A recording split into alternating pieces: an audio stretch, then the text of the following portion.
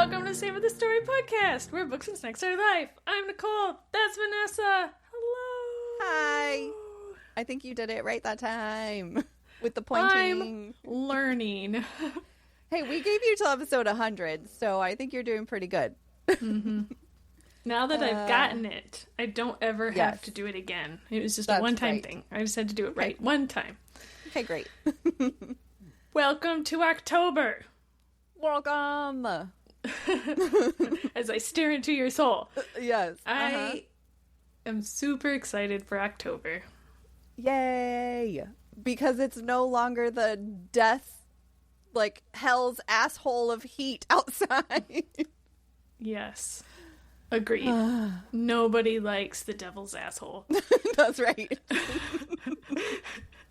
You're right. We don't. I mean, actually, I should take that back. I know there's some people out there. Some people. That is your kink. Yeah. Mm-hmm. I know it.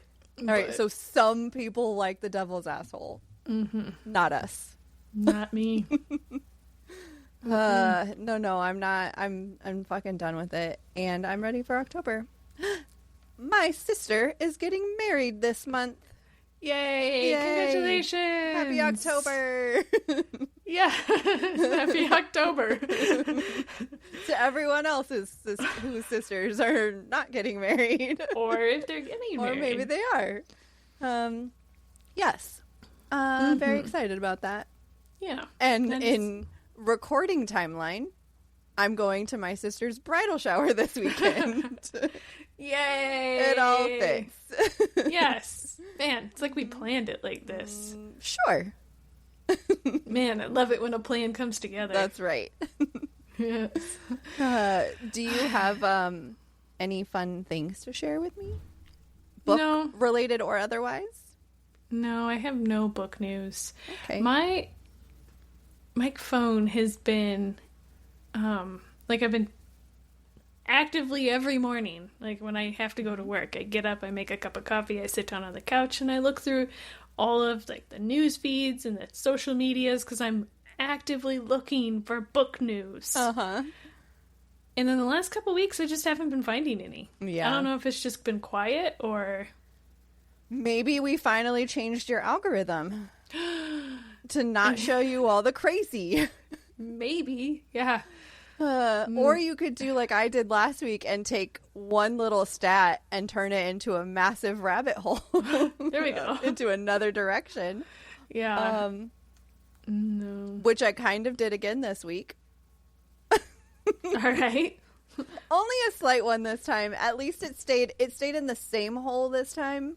We didn't go into a different hole. Oh. So you're saying we didn't go into Satan's asshole? That's right. All right. A different hole. Yes. It was, though, driven by my algorithm. It was I know. It was someone talking about ghostwriting. She was like, it was specifically her. I can't even remember what her name is now, but specifically her, she said, I have ghostwritten for many famous authors that you know. You have probably read them. You don't? No, I don't know. I have no idea. I don't even know what you're talking about. Sorry. Well, just in general, do you not believe, I don't know, this girl on the internet saying that she ghost wrote for... I believe ghostwriters exist. Okay. When somebody says that they are a ghostwriter and it's almost like a brag, then I stop believing it. Okay. It's probably true, but at that fair. point I'm like, I've lost interest. Yeah, that's fair. I feel like I have never seen somebody really talking about ghostwriting before on the socials and stuff like that. So, like, as soon as I saw her video, I was like, what are you talking about? Tell me more about this. Yeah. But obviously she can't say anything because she has very strong NDAs with whoever she's writing for. Sure. But along that same line, have you seen that Reese Witherspoon wrote a book? Mm-mm. Okay, so she's she co-wrote a book. Like, she announced that she was co-writing a book with whatever this author's name was. I can't remember his name. It's either out or coming out very soon. I'm probably going to read it. It's a thriller, so I'm probably going to read it. But it got me, I kind of saw those like posts in the same kind of timeline, and I was like, I'm going to look into this. So ghostwriting, because I had no idea like that ghostwriting was that prevalent, like that was like that big of a thing. And so if you don't know what ghostwriting is, it's when a ghostwriter or author or whatever writes the book or a large portion of it for someone else, but their name is not on the cover or credited as an author in any way. They get no public credit. They basically get a flat fee or a work for hire, and the author may be heavily or barely involved at all. And that was the part of it that I really didn't understand. I was like looking into like, what does it actually mean when somebody has a ghostwriter? And I was like, how involved are they? Like, what input do they have? Is it literally just someone else's book with their name on it? And it kind of sounds like sometimes that could be it. Like sometimes that happens. It sounds like, from what I looked up and read and stuff, it sounds like more often than not that the author whose name is on the book will give some sort of like outline and like major plot points to the book. And then it's just written by someone else. But even that, doesn't that feel like shady to you? Like, actually, you were saying that in my brain, I was thinking, why is ghostwriting allowed? yeah, But using AI is not. you're right. It's kind of like very similar, like similar. Like, It's, I mean, I guess the only quote argument your is that, sources. right, exactly. The only argument like against that would be the fact that it's a human, so there's still a human that's getting work, right? That's getting whatever. I So, guess, yeah. but it's still somebody else getting credit for something they did not do. I don't know. So I looked up because I was like, okay, so what are instances like why do people use ghostwriting?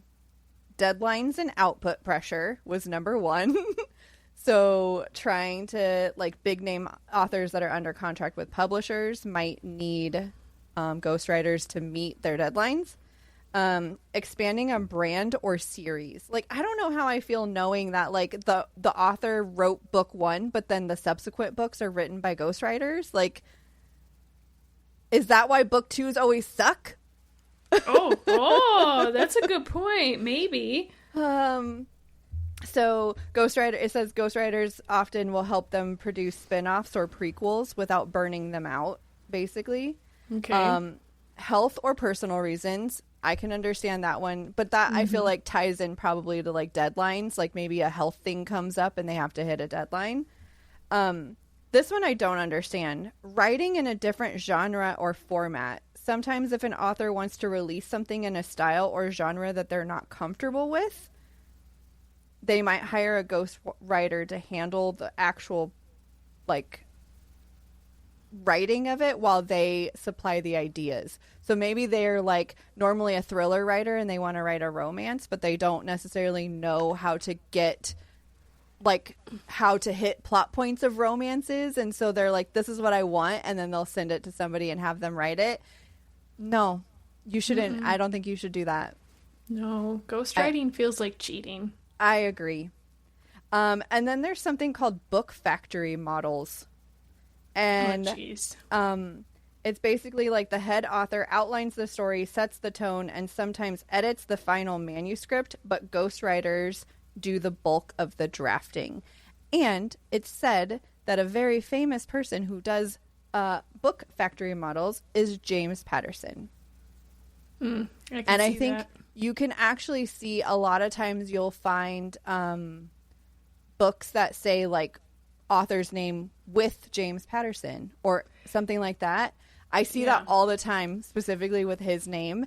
And it basically was saying that a lot of those times it would be like his outline or his idea, but somebody else wrote it. And then they just write with James Patterson on it. And his name is so big that like the publisher is like, just spit him out. So yeah, I don't know how I feel about this. Yeah, not a fan. It's not, I guess, it's not something that I've ever put too much, like, brain power behind. I hadn't either. But, yeah, I do not like. I think the only one that I'm going to give some... Oh, there was another one for, like, celebrity memoirs. Like, a lot of times a celebrity be like, I wrote a book, and it's actually, like, a ghostwriter who just interviewed them and put it into... That one I'm going to be like, okay, because most of the time I'm pretty sure some of those actors and celebrities and stuff cannot put a coherent thought, like, throughout to make, like, a book coherent. Yeah, I don't want to read trash. No, that one I'll be like, okay, yes, a celebrity memoir can be a ghostwritten. But all the other ones, I feel like I'm not on board with it. No. But how would we even ever know? I know. Yeah. Well, see, yeah, that makes... I don't think you should be able to claim it if you didn't do the work. No. I know I used this in our... I think we talked a couple... I don't even know how episodes now. Maybe 10 episodes ago where we were talking about AI. And using it. And I think I said something along the lines of is... If I am taking a college class and I have to show my work... Or quote my source for... It's the same for books. Like, you shouldn't be able to... And by all means, if there's people out there that disagree with this, or we have an author listening, you know, feel free to shoot me a note and tell me how I'm wrong. Right, but, like, exactly. Yeah, it's hard for me to get behind something like that. Right, especially for those, like, bigger ones, because a lot of times it is the bigger name, right? Because the publisher wants to put the big name on the book that's going to get all the sales. So I just think of a ghostwriter who was handed a flat fee of, let's say, $15,000 to write this book, and then it goes and sells 1 million copies. Like, that author literally just sat in their fucking pool and, like, lounged and sunbathed while somebody else did all the writing and work, and then now they're getting paid for it. Or if it's like the Dead Romantics, they were a ghost, so they don't get that money anyway. They don't get that money. You're right. But yeah, I just feel like it's I don't know, it feels very shady. And yeah, I will also admit, I know, like, not to harp on this, I don't understand very well, you know, the whole, like, industry, right? The ins and outs of the industry. Right. And I know you read off some reasons. There might be other reasons that I'm not aware of, right? Yeah. But as somebody on the outside who is using the few dollars that I have... Right. To purchase a book with your name on it. Right, because I've liked your work in the past and it's not your book. Yeah.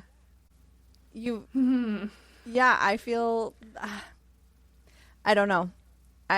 And like I said, you'll never know. You'll never know that it's... Yeah, that it's been done. I guess what you don't know doesn't hurt you. But yeah. But I still feel like I'm being duped.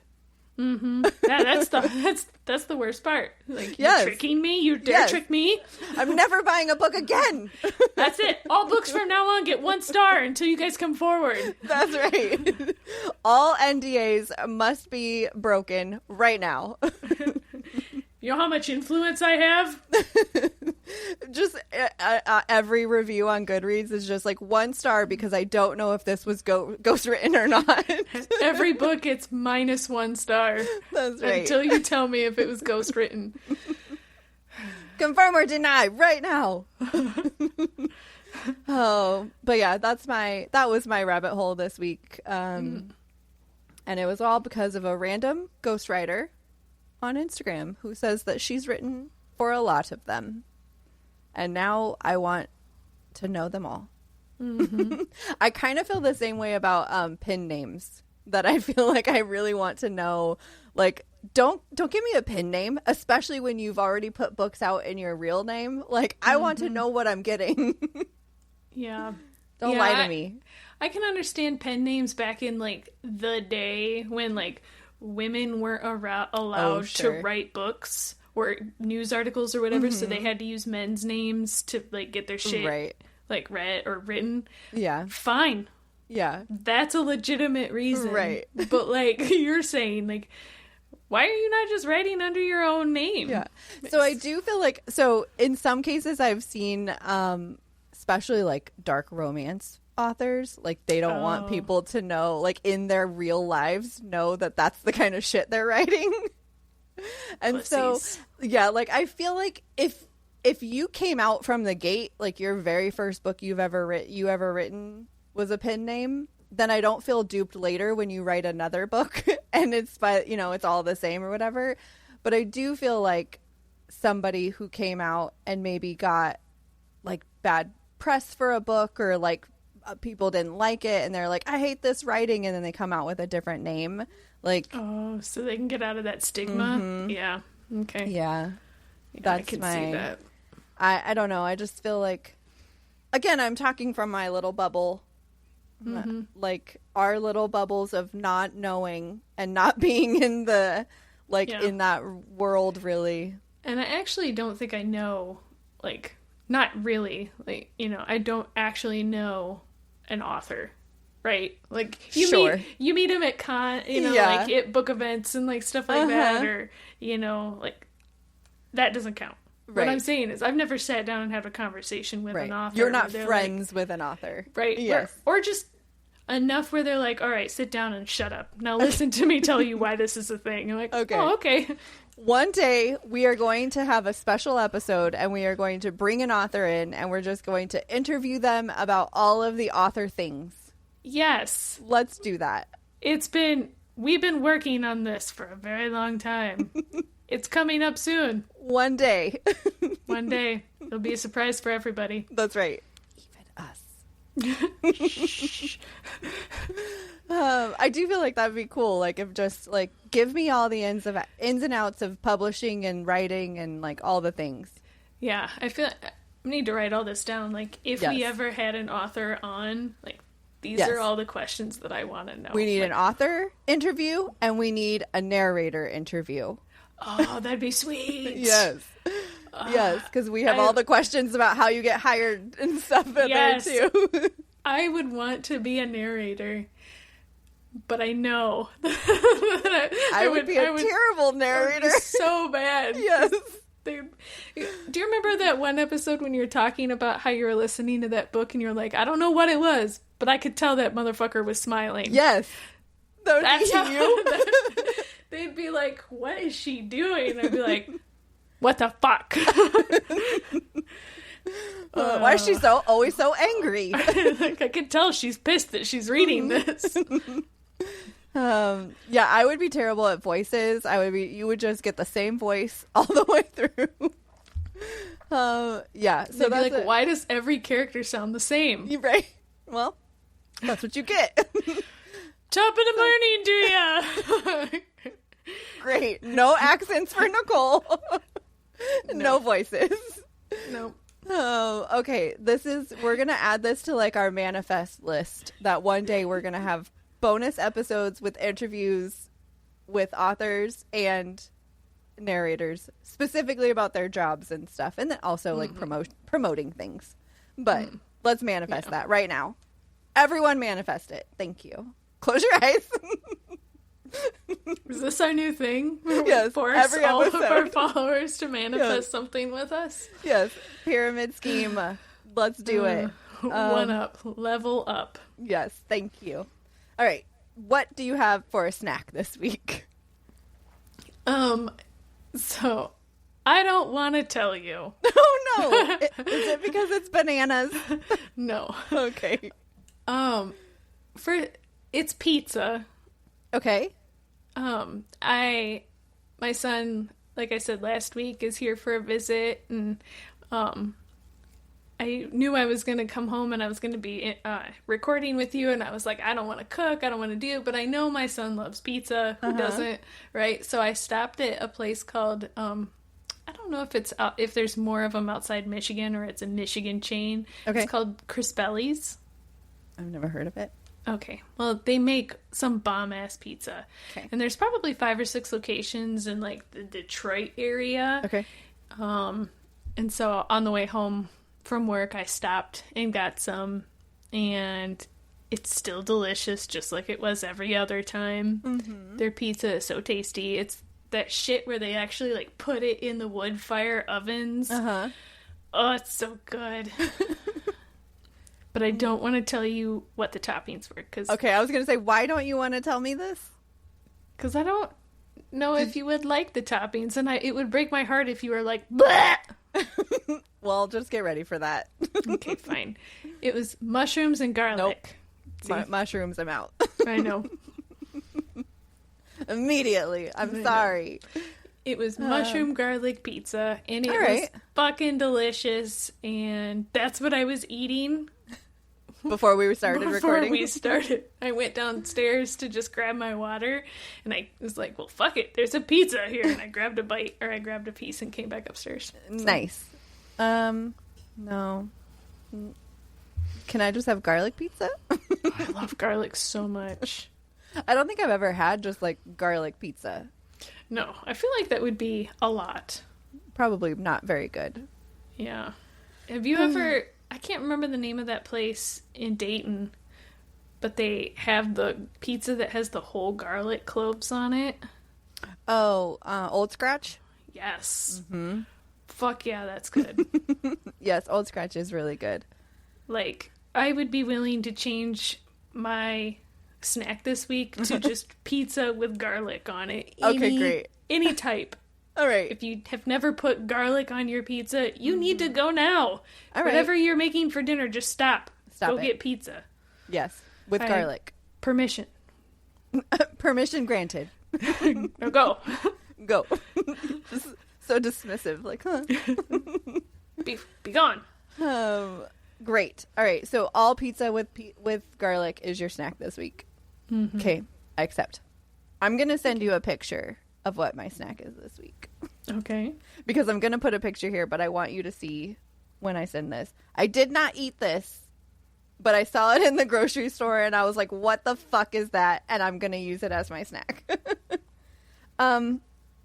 It is Cinnamon Toast Crunch bacon.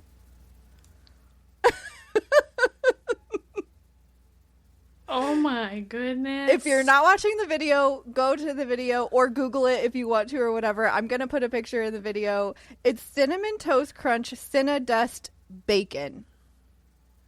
I'm buying this. It was at Kroger. Go to Kroger. Oh my fucking God. As soon as I was walking down the aisle, I knew where I was close to the bacon stuff and I saw that big ass Cinnamon Toast Crunch logo and I was like, why is that in the bacon aisle? What is happening? This does not compute. No. So, I mean, I guess I kind of understand cinnamon being on bacon, but like, I don't know. Well, I understand, like, because, you know, like, people put, like, brown sugar. Okay, that's what I was thinking. Yes. Brown sugar. Like, brown sugar makes sense. But Cinnadust? Cinnadust. I'm willing to give it a try.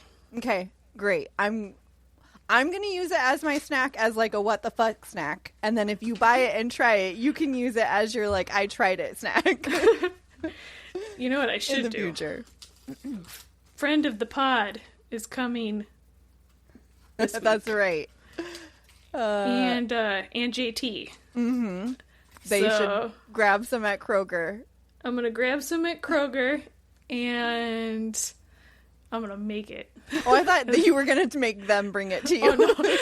That'd be funny. Like, you could come over, but you have to bring me cinnamon toast crunch bacon. That's right. That's your rent. What a weird request. Like, what the fuck is wrong with Nicole? What is that?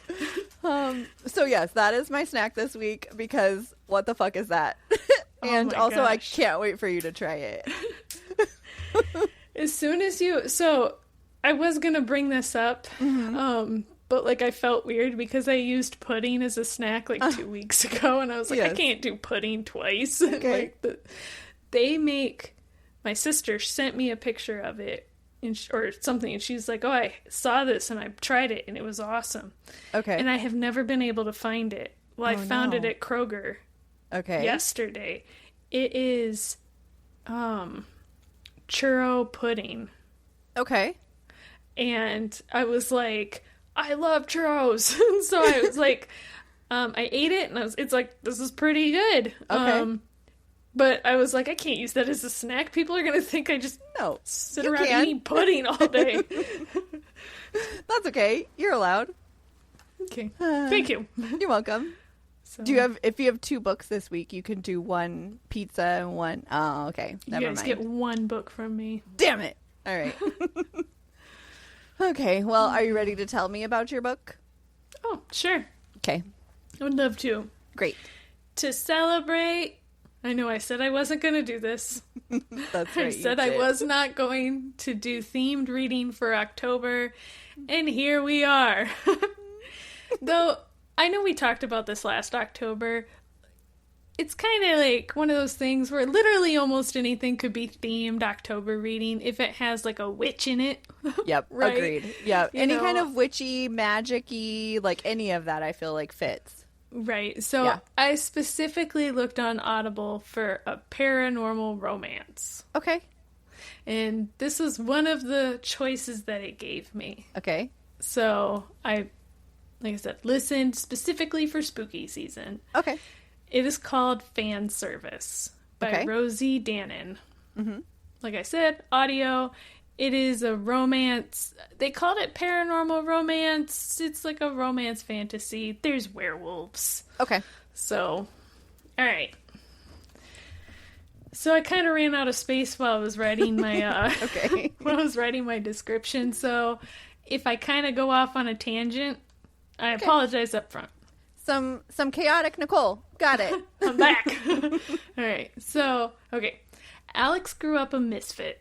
Her mother left when she was very young, and she never quite fit in as a child. Okay. So because of all these reasons, she spent a lot of time by herself and didn't really have a lot of friends. But she had like one thing that she always did that made her feel better. And that was watching a TV show about a werewolf detective. Okay. That sounds great. Right. So while she's watching this show, she also starts like an online fan forum. Okay. To which she is the moderator for. Mm-hmm. And this fan forum blows up. Okay. So she is very well known within the community of this werewolf detective TV show series. Not by name, but by her name, her forum screen name. Okay. Yeah. So in that, all that happens, and the only reason I bring this up is because it's kind of a big thing. She also has a chance to meet the TV shows while she's young. This is the very first chapter, like the prologue. Okay. So I'm going to tell you what happens because it's the prologue. It's not spoilery. Okay. In the prologues, she dresses up and she goes to a con, and she meets the main character, the gentleman who plays. Thank you. The werewolf detective. His name is Devin. Now, you know, like the saying, like, never meet your idol? Mm-hmm. That's basically what happens. Oh, no. She overhears a conversation that he's having with another, like, worker, where he says some pretty unpleasant things about her. And so, after that, her online forum kind of turns into a, still really like the show, but I hate the main character. Got it. So a lot of trash talking, right? Okay. Okay. So then after that, fast forward 20 years. Jesus. Okay. I know. I was really surprised. Fast forward 20 years. All right. His name is Devin. Mm-hmm. He was the main character. And ever since that show, the werewolf detective show ended or got canceled, he hasn't really been in anything since. Okay. So, he's been having a hard time adjusting to that. He's been trying to get the show rebooted, and it's not going very well. Okay. And then the book's basically where you meet Devin, and it starts as he wakes up in his yard naked with no memory. Great. Yes. So thinking he just had like a really rager of a party last night.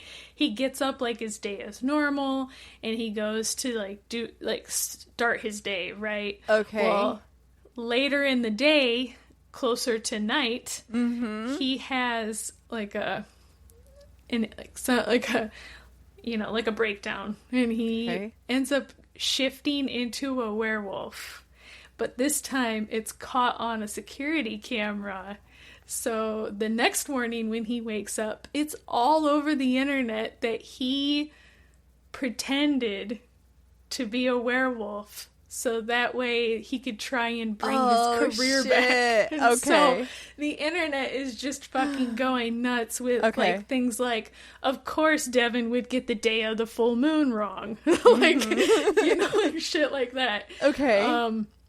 So everybody thinks it's like a publicity stunt to try to get his show back. Right. Oh, shit. All right. So basically, Devin is told to lay low. So Devin... PR is like, go into your hole and don't come out. Like, what the fuck? Were you drunk? Are you on drugs? Right. Like, tell us what to say. Give us something. Okay. Anyway, so he is deep into the what the fuck is going on with me rabbit hole, where he finds this forum that, Alex has since stopped really moderating because like the show's been over for a long time. Yeah. But he like goes down into like, reading everything. Okay. He's trying to, and he's like, you know what? This moderator probably knows a lot about, werewolves. Werewolves. So he reaches out to her and they meet, and she agrees to help him. Okay.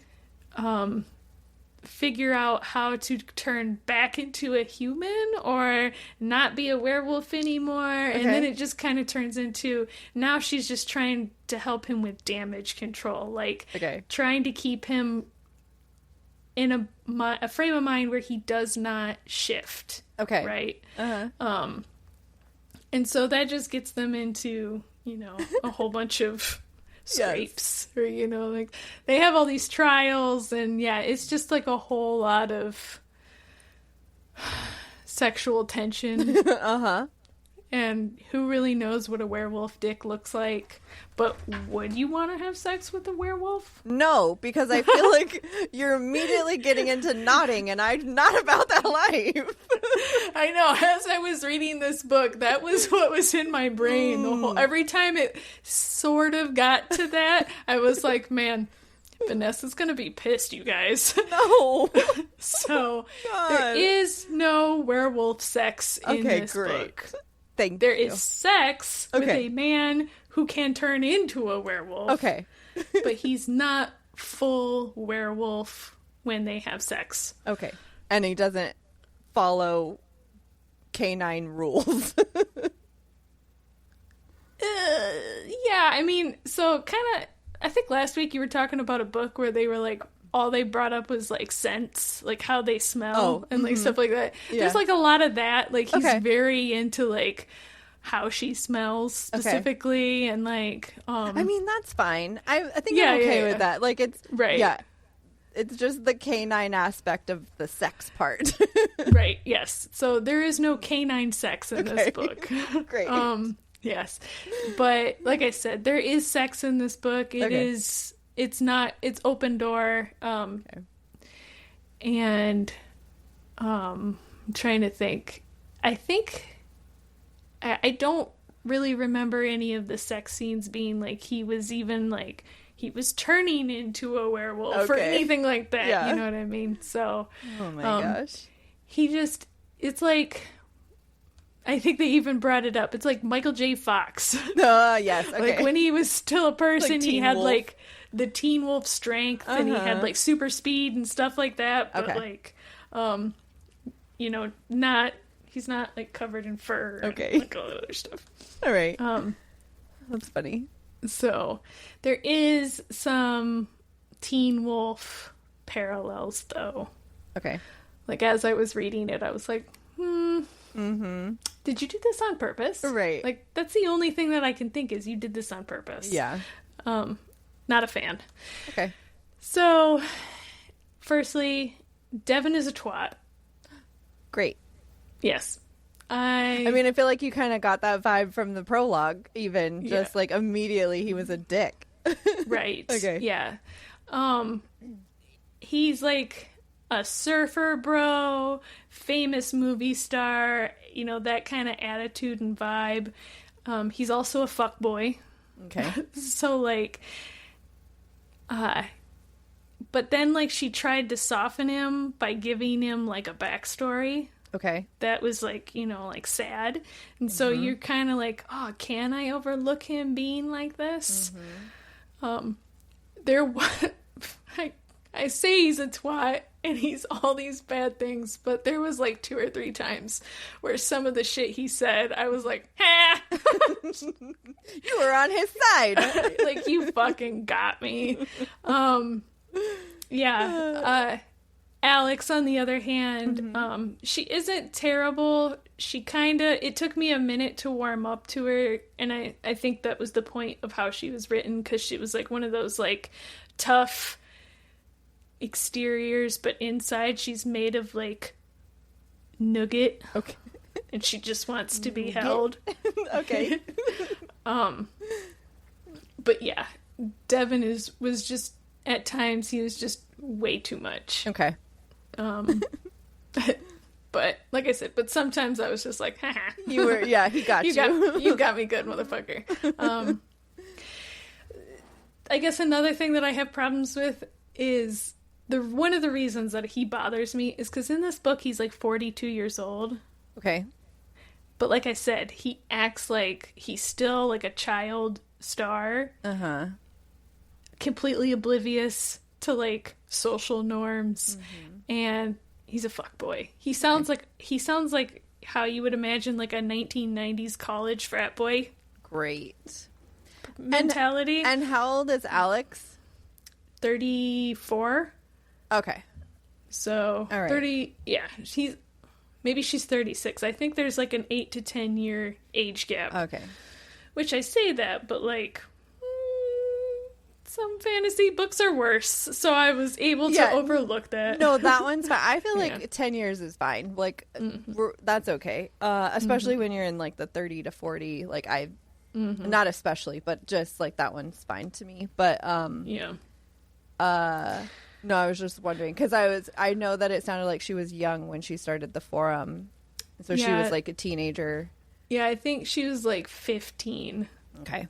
When she started that, and when she met him, and he was obviously in his like early 20s. Right. So. Okay. So. Okay. Right. Also, there was like a little bit of miscommunication. It wasn't like wild miscommunication, but it was just one of those things where like, my man, if you guys just had conversations with each other, like none of this would be an issue, right? Like you wouldn't be running through the woods naked right now if you just had a conversation. Right. Get your shit together, man. Yeah. You're 42, have an adult conversation. Right. But I guess, and then my last thought is the ending was not what I was expecting. Okay. Like, through the whole book, they're, like, building up to he's gonna fucking rage out. Okay. And, spoiler alert. He doesn't? He doesn't. It's not like that. Okay. This really is a spoiler alert. Go ahead if you don't want to hear. Okay. He does not, I mean, he changes, but it's like one of those things where like he changes, but then it's like anticlimactic and nothing happens really. Okay. Like she shows up and she saves the day. She like talks him out of it, but it's like instead of it being like where he's like gonna turn into a werewolf and he's gonna go rip people's heads off, it's more of like he's gonna turn into a werewolf and we don't know if he's ever gonna turn back. So I was just like, lame. I wanted to see him rip a head off. Right. Like a daisy. Just like, pop. You want gore. I did want gore. So yeah, I had a hard, like, I feel like I say this every week. I had a hard time rating this one. I want to say like 4.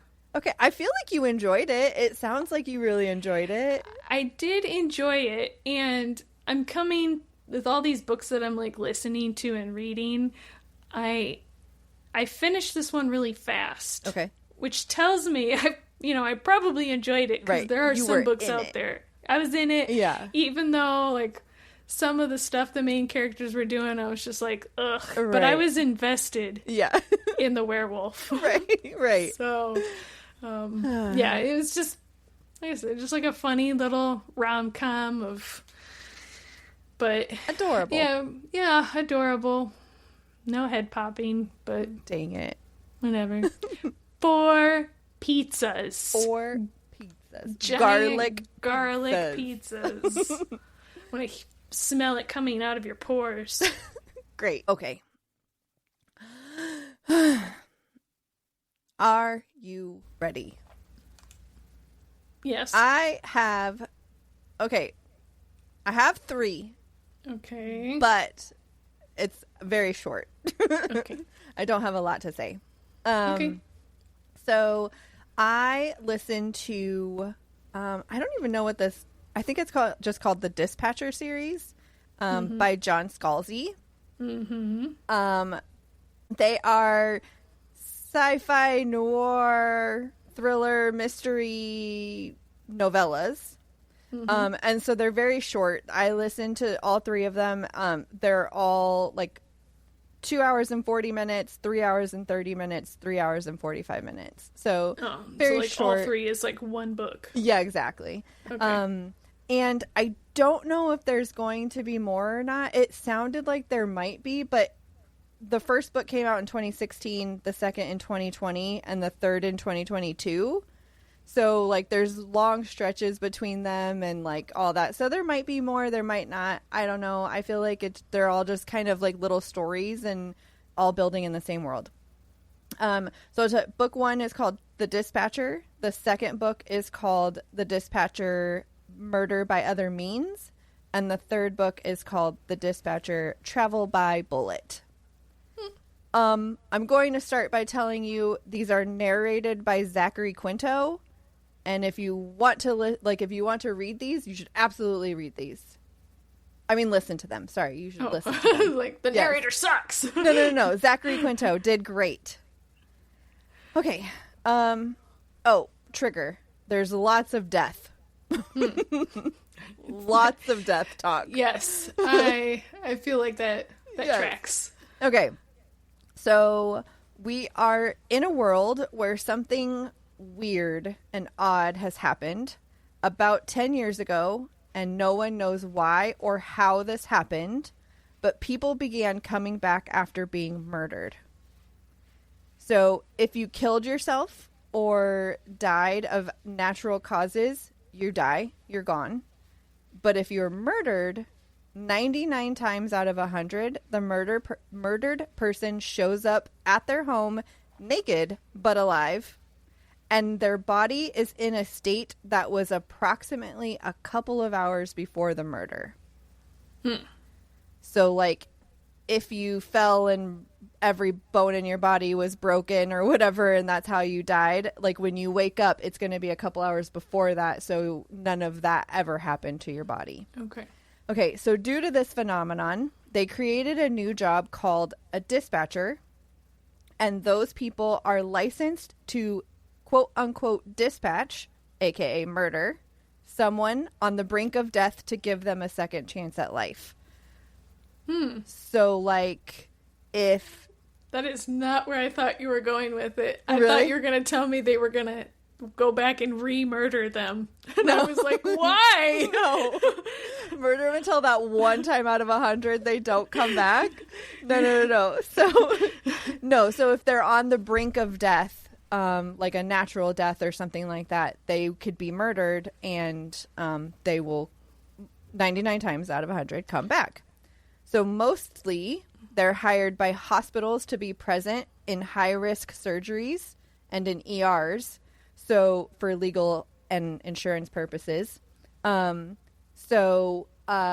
Basically they're present there in the room until something goes wrong. If the surgeon is about to lose the patient on the table, the dispatcher would come over and murder them. Chop their head off. Highlander!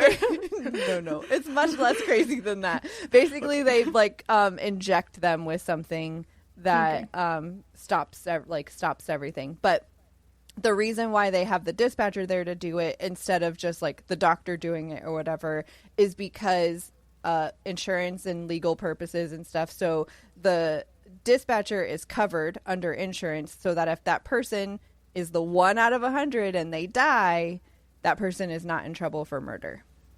Basically, like because there's still murder laws. Okay, so mostly hired by hospitals. However, when a fellow dispatcher goes missing, so this is in book 1, a fellow dispatcher goes missing, our dispatcher Tony helps investigate and they uncover the shady side of dispatching. So all 3 books kind of follow. The first book specifically follows this missing person, and he kind of helps the police like find him or whatever. And then the other 2 books kind of just follow along like the shady side of dispatching and like how the dispatchers are hired on the side for people, basically a bunch of rich kids out there that want to play stupid fucking games, and they're like, if one of us almost dies, kill us so that whatever. And then again, so nobody will actually be in trouble for murder if one of them doesn't actually come back. Gotcha. And then there's also like sadder sides of it where people who are terminally ill and they go through a lot of like experimental drugs and stuff like that. So they'll try something out, and if it doesn't work, they'll be murdered, and then they can come back and then try something new. And so you find all the limits of it, though. Like somebody can only come back so many times before like their brain starts feeling like whatever, like they can't do it anymore. Anyways, so I thought it was really, really cool. I thought like I really loved all of them overall.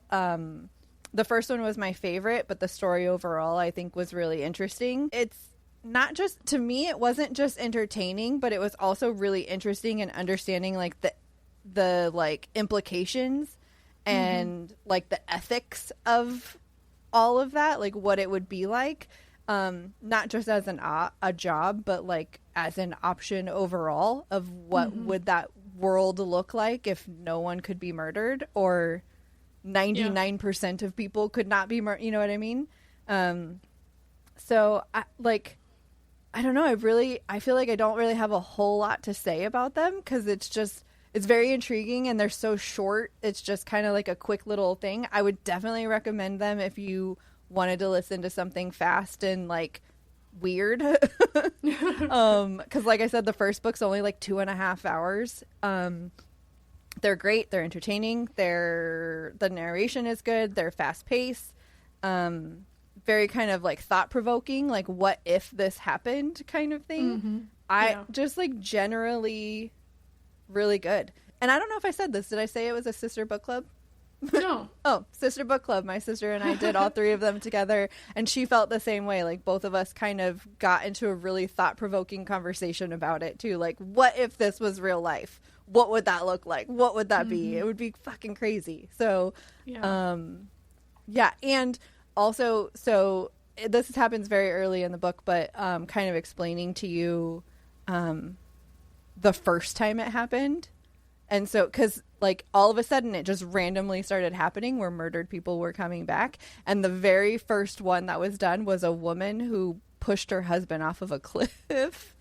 And they were like on a vacation and she pushed him off a cliff. And then when she came home from the vacation, he was in their house just like, yo, bitch. Did he remember? Oh, yeah. You remember okay. the death when you're murdered. So, wow. Yes. You tried to murder me. Yes. But it's just kind of crazy. So when you think about it and you say like murder can't happen, what actually ends up happening is that, so the bad guys basically say all murder actually takes now is time, like patience and time, because if you remember, they come back within a couple hours of when they were murdered. So if you torture someone for 10 hours and they're on the brink of death and you murder them, they're going to come back within just a couple of hours of that murder. So they're still in a state that was like, so basically it was like saying, if you have some sort of like cardiac event or something like that, if you're murdered and you come back, there's still a chance that that would be happening at that moment. So there's like time, whatever. But yeah, so it's just making the bad people even worse, because now they have to torture the people that they want to kill, because they have to get them to a point within a couple of hours of their murder. Gross. It was crazy. So yeah, I recommend them. Do it. I recommend torture. Torture. No. I do not recommend torture. I do not want that. Thank you. All right. Are you ready? Mm-hmm. I picked a big one. Fuck yeah, you did. Oh my goodness. I don't know how you could not pick that one. I've really tried not to. I've had to not do it. Okay. Okay, we're doing It's like half a piece of paper. It is. We're doing Would You Rathers. Okay.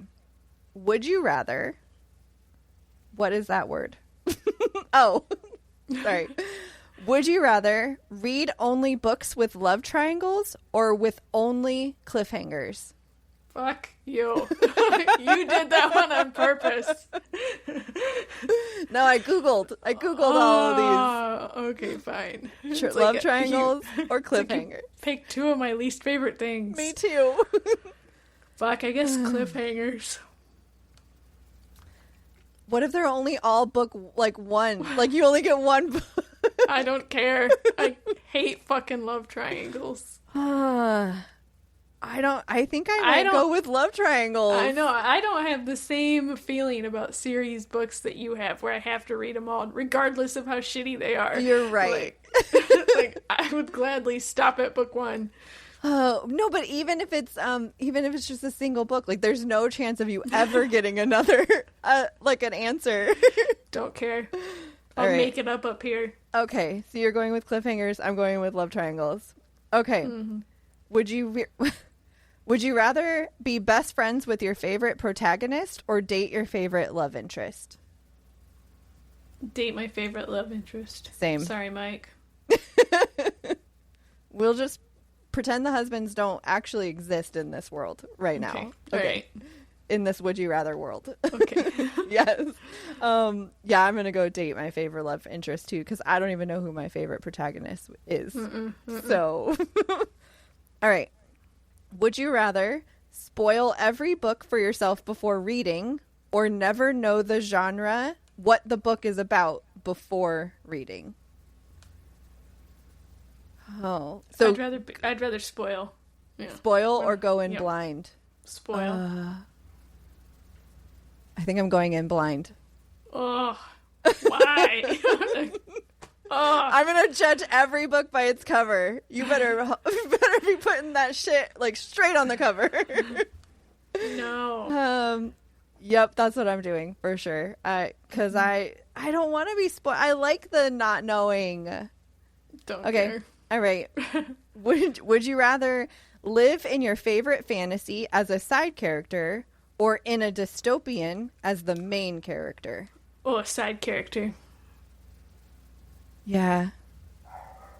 I think fantasy too. Was that Remy? Mm-hmm. Somebody's Is Ethan home? Oh. Yeah.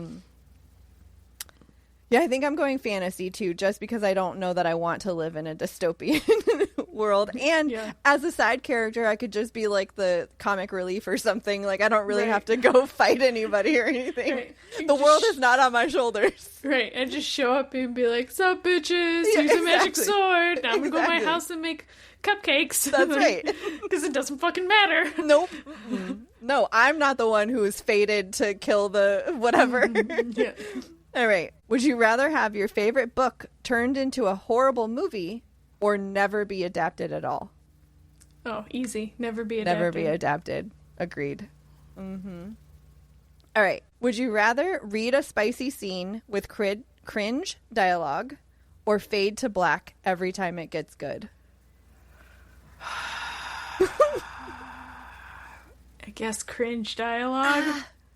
I think cringe.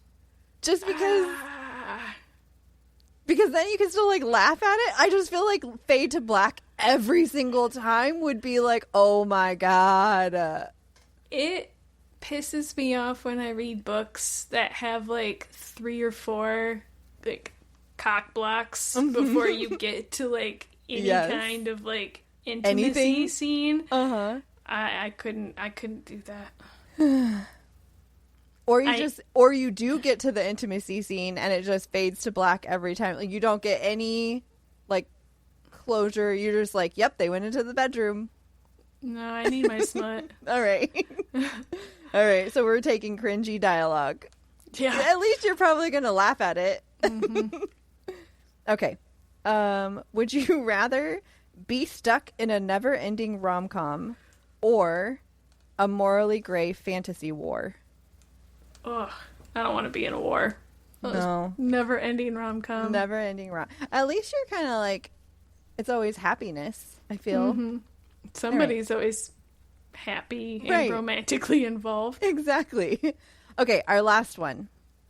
Would you rather live in a world where every book you read transports you into its story, or where every movie you watch traps you inside its universe until the movie ends?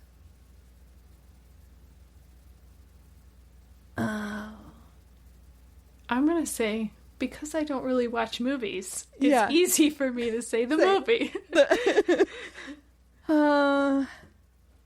I don't know. I feel like with the movie, I feel like it's easy because there's like a finite amount of time, right? Like it's 2.5 hours or whatever it is. That's a good point. You know, right? where if you live in the world of every book you read, you could be in there for like 3 days. That's right. Like, and some of them could be good, but some of them...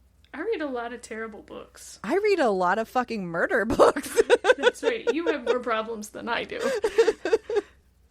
I don't know where I'm going. On one hand, I want to say the books because I want to go into every fantasy world and stuff, and it'd be really fun and cool, but I don't know.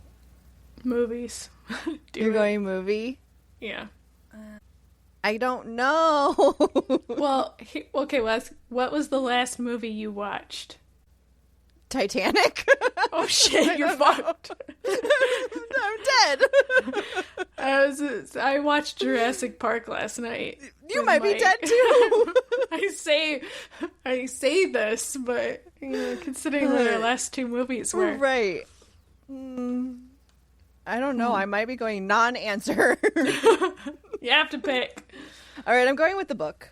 I want to go into the book just because then I would change what I'm reading. Like I would always read cozy fantasies. But you could do that with the movie stuff too, though. True.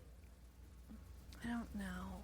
I'm going to say book just because book. But I really don't know. Yeah. Damn it. All right. I'm going to put all of these out there somewhere. And everyone can go tell us what they would rather. Yeah. For all of them. SaveTheStoryPod.com. Save the Story Pod everywhere on Insta or on socials. It's all in the description. Click on anything in there. It's all there for you. Maybe I'll try to find a link to the Cinnamon Toast Crunch Bacon, and I'll put that in there too for you. You know, in case you want to try it.